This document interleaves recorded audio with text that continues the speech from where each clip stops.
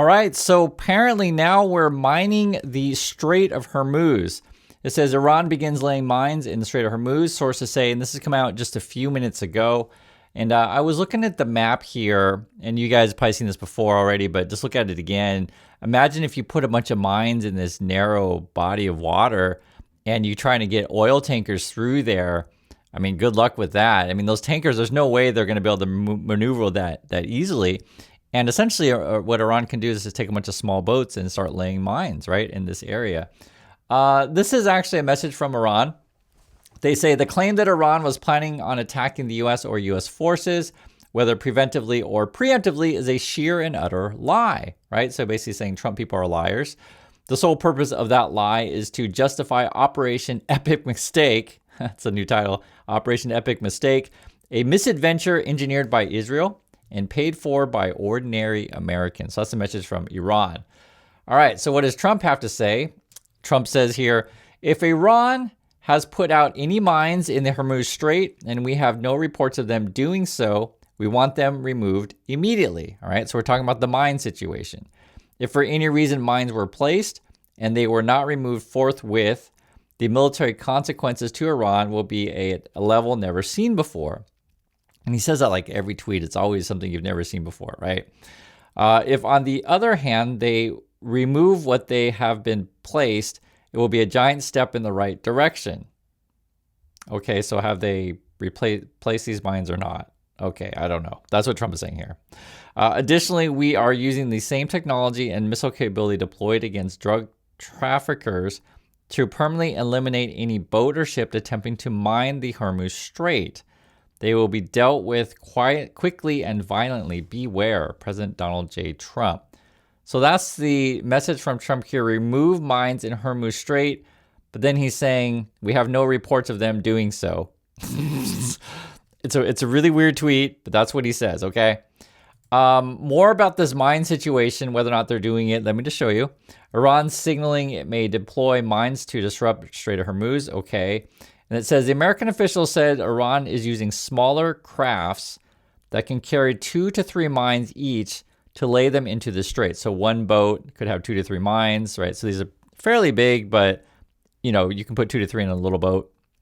While Iran's mine stock isn't publicly known, like we don't know how many would they have, estimates over the years have ranged from roughly 2,000 to 6,000 naval mines, largely produced by Iran, China, or Russia.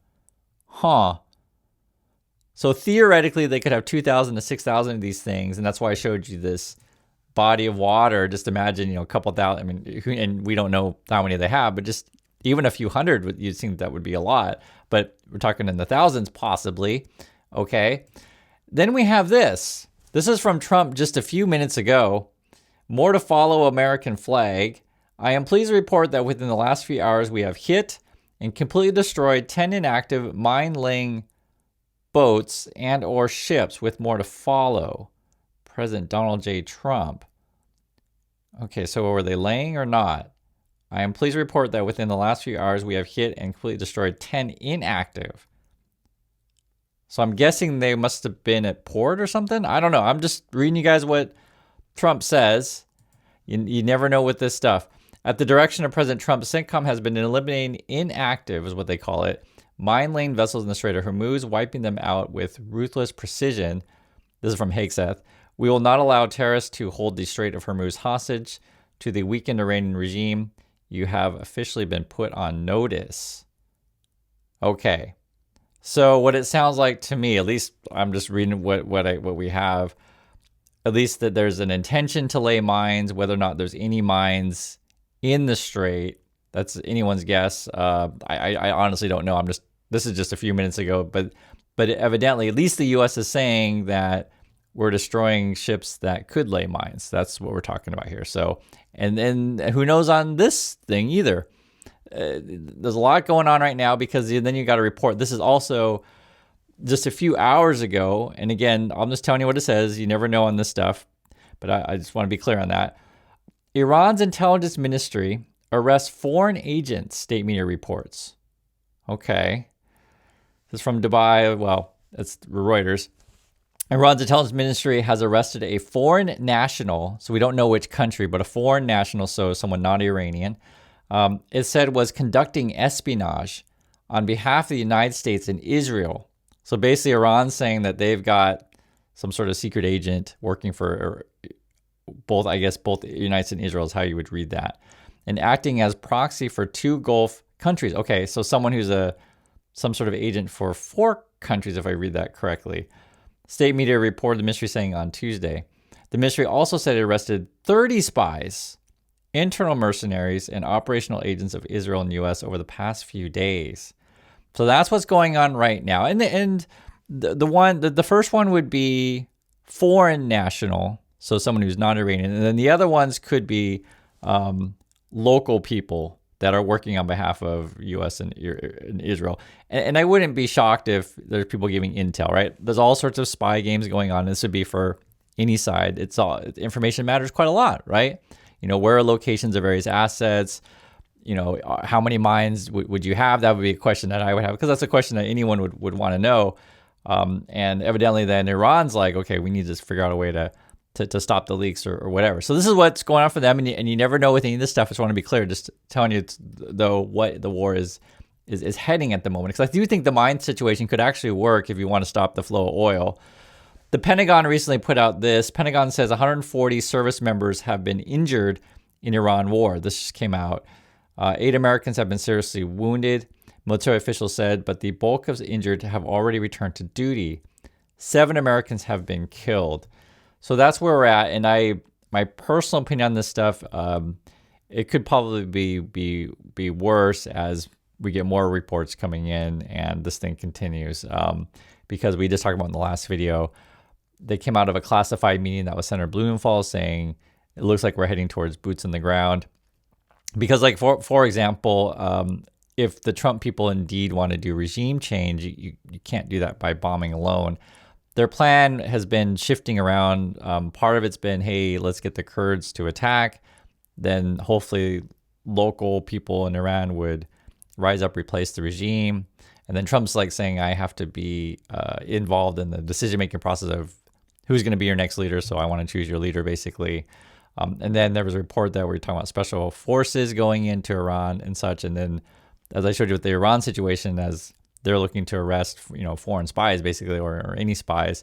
This thing is very, very fluid, and the mine situation. Again, my humble opinion, I think mines in that narrow strait would really, really cause a disruption. I think anyone can see that. What else? There's a lot going on. Iran's Hormuz control gives country leverage despite military struggles, and for any of these kind of situations, if it resorts to like a kind of warfare to where you have to do mines or you target specific buildings, it's interesting because I was looking at this to where we may not necessarily know the extent of the damage, say, in Israel or otherwise, because this is from Iran. Just want to show you. They were tweeting out something regarding what France is saying.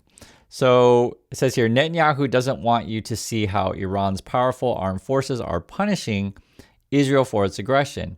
Here's what our men and women on the ground report: utter destruction caused by our missiles, panicked leaders, and air defenses in disarray.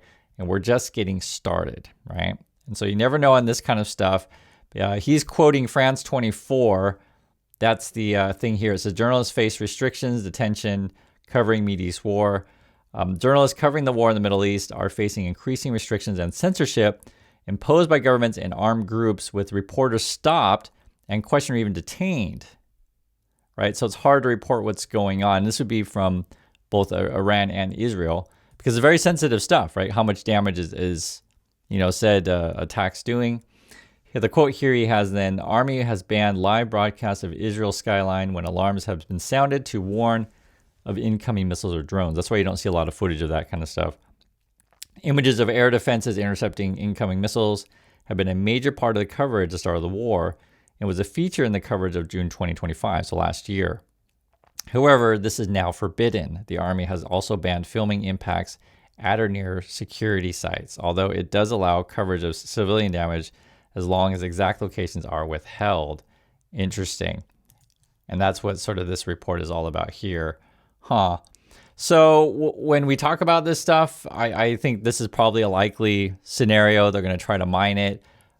Is the USA then destroying mining ships? Certainly a possibility of that. I mean, this is just coming out a few minutes ago, so this is where we're at. And again, he's saying they've hit 10 inactive mine laying boats. I'd like to hear your guys' thoughts on this. What do you think about the mine situation? What do you think that would do to the flow of oil? At the moment, I just checked the markets. Markets, at least in oil prices, is going down. But then you have also the issue with the sanctions on Russian oil. It is really complex and moving very, very fast. So I'll give you updates when I get them. And I do appreciate your time, everyone. And catch you all in the next video.